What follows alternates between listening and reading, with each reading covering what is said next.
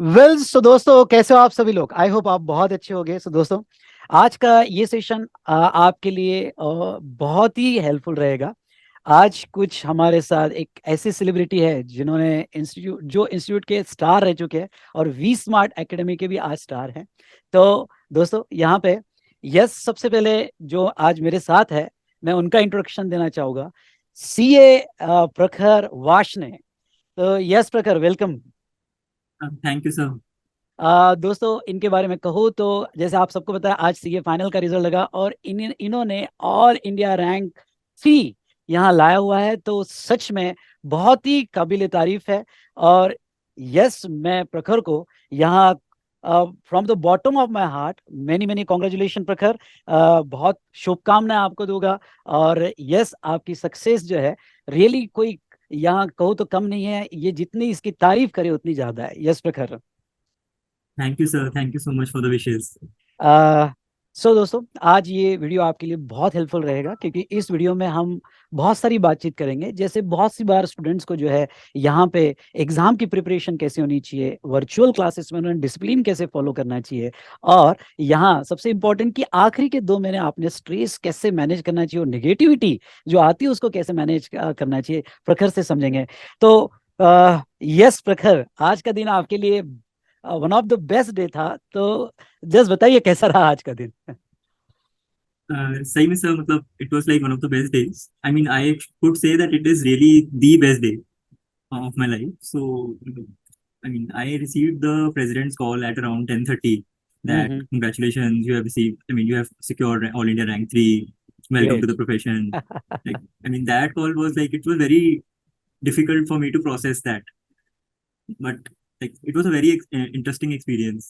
वो And feeling ही अलग I would होगी जब cherish आपने that. रिजल्ट देखा। तो कैसा लगा आपका? ऑल इंडिया रैंक 3 जैसे ही फर्स्ट टाइम देखा, कैसा लगा मतलब आपको? स्टार्टिंग में तो मेरे को लगा कि मतलब 574 मार्क्स और रैंक 3 पे यार समथिंग, मतलब कुछ तो अलग लग रही है बात, बट वो मैंने रैंक वाली मेरिट लिस्ट चेक की तो that was like rank 3 only. So hmm. Completely shocked. तो जैसे ही आपका रिजल्ट आया होगा, घर में भी बहुत सारी खुशियाँ के यहाँ पे मम्मी पापा भी बहुत खुश हो गए होंगे। तो सबसे पहले तो मैं कहूँगा यस मम्मी पापा को भी मेरी तरफ से बहुत बहुत बधाई देना। आज उनके लिए भी सर। बहुत बड़ा दिन है, खुशी का दिन है। आपका रिजल्ट देख के उनकी भी खुशी यानी कहते हैं ना कि बहुत ज़्यादा होगी। तो यस प्रखर, मुझे जस्ट ये जानना है कि यहाँ पे आपने सोचा था रैंक आएगा या कैसा था? मतलब ऐसे मतलब सोचा नहीं था, कुछ प्रेशर नहीं लिया था। हम्म। बट वही है, पेरेंट्स की एक्सपेक्टेशन तो रहती है। मतलब I had a rank in inter also, it was rank 42। तो वही था कि मतलब थोड़ा फ्रेंड सर्कल में भी कि भाई तेरी तो आई जाएगी उस टाइप से, बट मतलब मैंने ऐसा मतलब एक्सपेक्ट भी नहीं किया था, मतलब तो फाइनल में तो। 42 से direct 3 jump. Yes. Great great. यानी दोस्तों, इसे कहते हैं कि यहाँ पे डिटर्मिनेशन से, इंटर के बाद डिटर्मिनेशन से मेरे ख्याल से प्रखर ने डिसाइड कर लिया था अब रैंक में आना है तो 1 2 3 में ही आना है। क्या प्रखर ऐसा था? हाँ मतलब डिटर्मिनेशन थी, बट वही है कि मतलब एग्जाम्स का तो डर रहता ही है, तो ऐसा हम्म। एक्सपेक्ट तो नहीं किया था कुछ, मतलब एग्जाम्स देख के कि कुछ रैंक आ सकती है। अच्छा अच्छा। सो प्रखर, जैसे सुबह हमारी बातचीत हुई, तो आपने ग्रेजुएशन दिल्ली में श्रीराम कॉलेज से किया है। यस। तो कैसी रही जर्नी आपकी? 11 12 ग्रेजुएशन और उसके बाद में सीए, और सीए का डिसीजन कैसे लिया आपने? So I had like done my schooling from Adarsh Public School, Vikashpuri in New Delhi, hmm. and so my father is also a chartered accountant and my elder sister is also a chartered accountant. Great. तो वही घर से ही था थोड़ा सा, मतलब कि भाई कॉमर्स है, सीए कर लो। तो वहाँ से थोड़ा मोटिवेशन था, तो that is hmm. Why I took commerce in 11th only. Hmm. And by God's grace, I scored good marks and I got admitted to Shri Ram College of Commerce, Delhi University. तो वहाँ से I did my BCom honors till 2020, and then I had joined the articleship. And initially, for the first 2 years, I was associated with BSR and Co LLP, which is an affiliate firm of KPMG. And then for the last year, I had switched to Boston Consulting Group with their management consulting practice. Yes, तो प्रखर, जैसे हमारी बातचीत हुई, आपकी articleship भी IDT में हुई थी। Yes, sir. तो इनडायरेक्ट टैक्स So in आपका एक इंटरेस्टिंग सब्जेक्ट था। yes, यस प्रखर। काफी काम किया था उसमें, मतलब रिटर्न्स वगैरह, कंप्लायंसेस, ड्यू डिलिजेंसेस। तो मतलब हम्म। इंटरेस्ट तो मतलब काफी क्रिएट हो गया था इनडायरेक्ट टैक्सेस में। अरे वाह, बहुत अच्छी बात है। तो यहाँ पे जो है सीए कोर्स, जैसे आपने स्टार्ट में ही घर में पापा सीए है, एल्डर सिस्टर सीए है, तो पहले से डिसाइड कर लिया था सीए करना है। यस। तो एकदम मेरे अपोजिट था। मेरे यहाँ मम्मी पापा दोनों डॉक्टर थे और चाहते थे कि वो डॉक्टर, मैं डॉक्टर बनूंगा, लेकिन मैंने सीए कोर्स लिया। और पहले तो मुझे सीए के बारे में पता ही नहीं था, किसी ने कह दिया कि यार सीए बन, 1999 की बात है, तो 1 लाख रुपए महीना मिलता है, मैंने इस जोश में ले लिया सीए। चलो अच्छी बात है। यस प्रखर, जैसे आपने यहाँ पे इंटर में भी रैंक जो है 42 रैंक, और आपने फाइनल में यस। 3rd रैंक लिया है। तो आपकी इंटर से क्या स्ट्रेटजी रही, कैसे आपने पढ़ा, और कैसे प्लानिंग किया, प्लानिंग क्लासेस से रिलेटेड, फिर आपका स्टडी प्लान क्या था स्पेशली एग्जाम के पहले, क्या आप बता सकते हो? Yes, sir. Hmm. So I had started like my classes during my articleship only for the finals. I mean, I started my classes in around first year only. So I had completed 2 or 3 subjects around in the first year itself, hmm. and then the remaining year, I mean, subjects I had taken in the second year, and IDT I had taken in the third year of articleship along with my industrial training. अच्छा। अच्छा। तो And so, yeah, yes yes, continue. uh, yeah. So the Boston Consulting Group provides like 4 months of leave for the examination. तो उसी में मेरा strategy ऐसा था कि like for the first month I mean I had divided that I could do 4 subjects in each month. Hmm. So for the January, February, Group 2 and Group 1, and then I had to revise the subjects in the last 2 months. तो So this last was two how, months आपने completely revision के लिए रखे? yes. अच्छा, तो आपने classes कब तक कंप्लीट कर लिए थे? क्लासेस मेरी आईडीटी की अराउंड लास्ट तक ही हुई थी, काफी दिसंबर तक हुई थी. हम्म। दिसंबर 2022 तक हुई थी. उसके बाद प्रिपरेटरी लीव से पहले हो गई थी हम्म। क्लासेस. हम्म। तो preparatory leave was like pure period of revision only. Hmm. तो I think that has helped a lot. अच्छा, तो प्रखर, एक चीज पूछना चाहूंगा, रैंक में आने के लिए क्या स्पेशल कुछ कुछ ऐसा डाइट प्लान होता है या फिर आपका क्या रहा? आपने कैसे प्लान किया था कि भाई अगर रैंक में आना है तो इस तरह से स्टडी करना है, क्योंकि आपका इंटर में भी रैंक था, तो स्टडी का अप्रोच क्या था आपका, सारे सब्जेक्ट के हिसाब से देखा जाएगा? तो ऐसा डाइट प्लान तो नहीं था सर कोई. हाँ। तो बट आई थिंक कि consistency is like one of the most important thing. So I had divided my classes starting from the first year itself of the articleship. तो ताकि I was having a plan कि भाई मेरी classes पहले पहले हो जाए. सो आई हैड प्लान कि भाई पहले ही हो जाए, लीव्स के I could protect my leaves for the revision purposes only. But अब वो बीच में इंडस्ट्रियल ट्रेनिंग का सिलेक्शन हो गया, तो वो थोड़ा सा ट्रैक से हट गया प्लान, क्योंकि फिर ऐसा हो गया कि अटेम्प्ट डेफर हो गया, और फिर हमने कहा भाई ठीक है अब नहीं पढ़ रहे. तो उसके बाद फिर I picked up the page and I completed the subject, and then I started up the plan for the revision in the leaves. Hmm. तो ऐसे ही था. फिर I try to complete group 2 completely in January, and then I was stuck a little in personal problem in February, and so I resumed in around March for the group 1, and then I kept on revising side by side the group 2, and for April I had kept like both the groups one revision, मतलब like three ये, three days each to each subject. हम्म, यानी आपके personal कुछ problems आने के बाद भी आपने फिर से पूरे एनर्जी के साथ ओके सब सारे Yeah. सब्जेक्ट को लिया, सब्जेक्ट को हैंडल किया।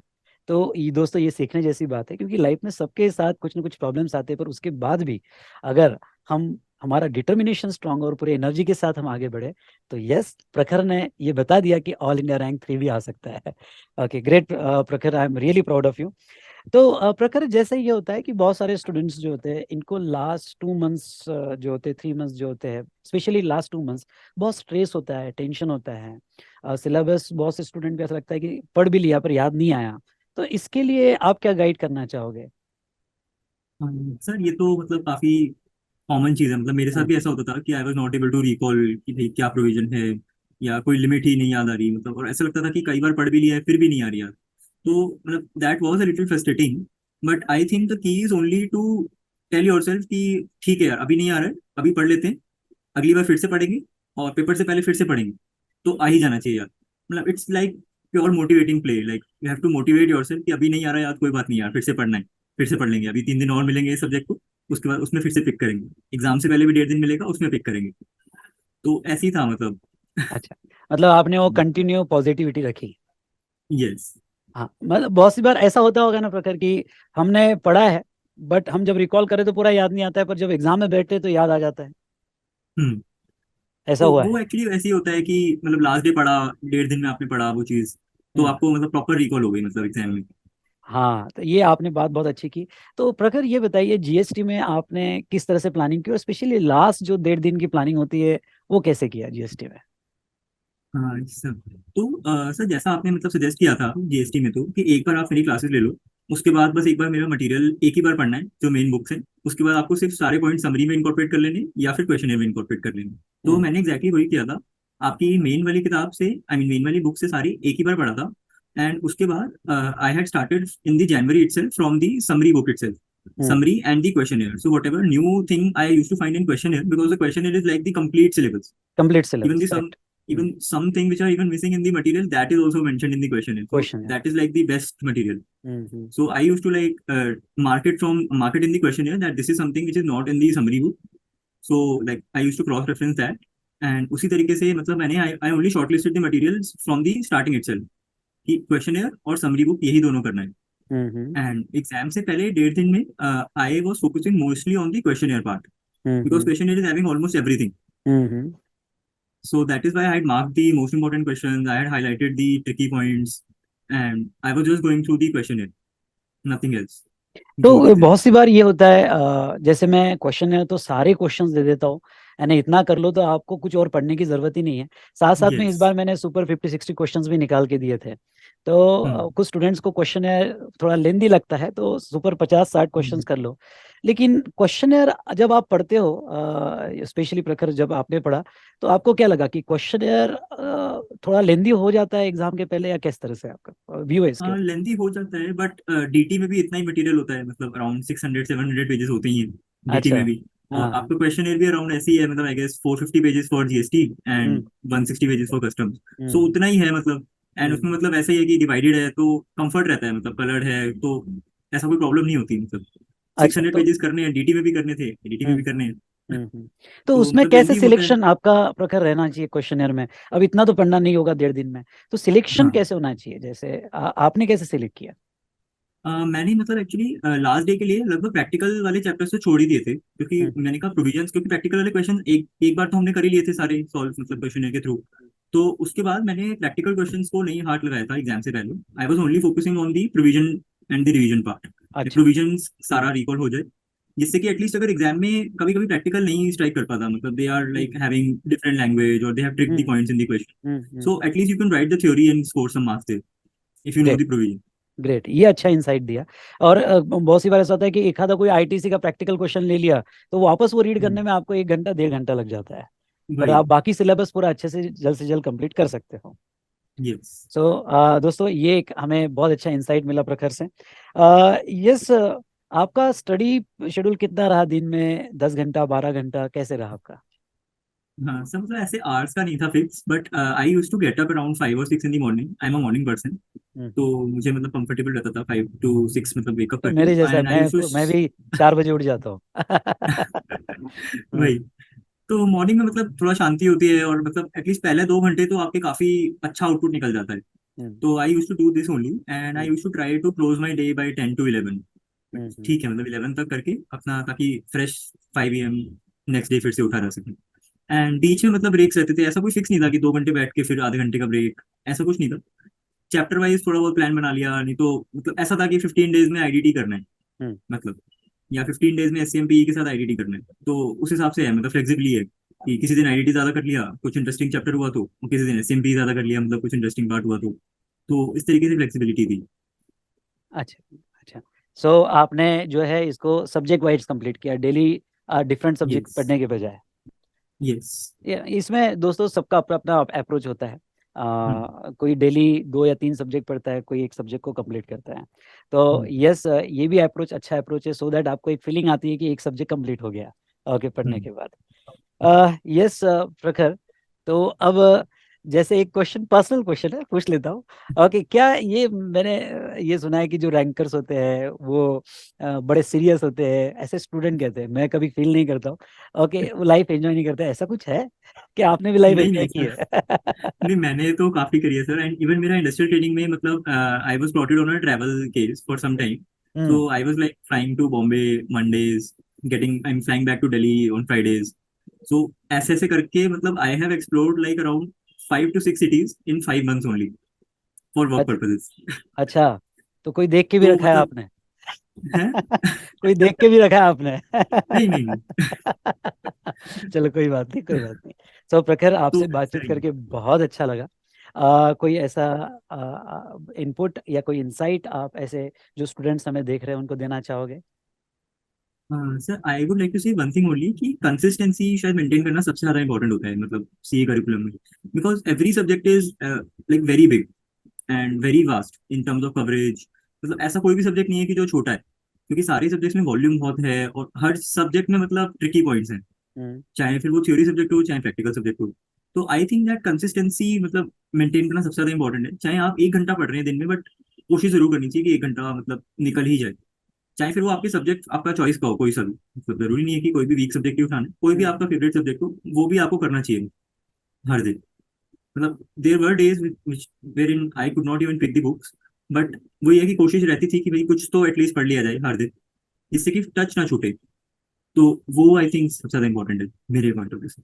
तो दोस्तों, ये एक बहुत अच्छा इंसाइट है। और सीए में मैं बहुत सी बार स्टूडेंट को करता हूँ कि ग्रास्पिंग टैलेंट से ज़्यादा आपकी कंसिस्टेंसी, आपका डिसिप्लिन और आपका पेशेंस, ये तीन चीज़ें अगर आपके पास है तो आप सीए जरूर बन सकते हो। सो दोस्तों, यस, एक एक लास्ट सवाल प्रखर से पूछना चाहूँगा। प्रखर, न्यू स्कीम के बारे में कुछ पता है? थोड़ा बहुत ही पता है सर, मतलब कि हाँ हाँ। अभी जैसे 5 सब्जेक्ट हो गए हैं और एक मल्टी डिसिप्लिनरी सब्जेक्ट आया 6 नंबर का। तो आपको हम्म क्या लगता है कि न्यू स्कीम, जितना थोड़ा बहुत पता है, कैसा है? इसमें पहले से ज़्यादा अच्छा है या क्या, आपको क्या लगता है? I think that the changes are very welcome changes, hmm. Because जैसे आर्टिकलशिप का पीरियड उन्होंने रिड्यूस कर दिया है, फिर एक six hmm. Month protected time दिया है एग्जाम्स के हम्म। लिए। तो हम्म। दैट इज मतलब going to reduce the flexibility, because some students didn't use to get the leaves. कुछ हम्म। रहता था कि भाई आई एमसीएस की छुट्टी नहीं मिल रही, प्रिपरेटरी लीव नहीं मिल रही। तो वो एक प्रॉब्लम मतलब काफी बड़ी प्रॉब्लम थी, तो वो एक सॉल्व हो गई है।